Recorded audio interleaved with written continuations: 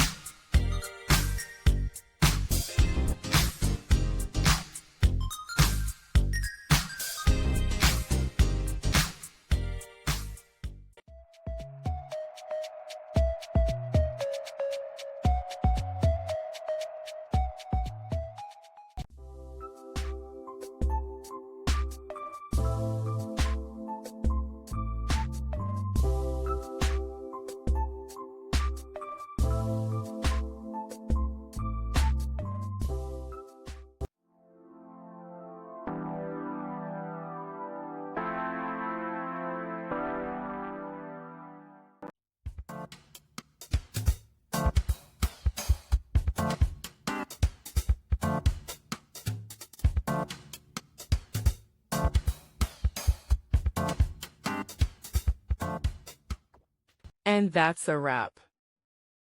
I hope you found the answer you were looking for. If you did, take a second to hit that subscribe button. It really helps out. And let me know in the comments which solution worked best for you. See you next time in the debug zone.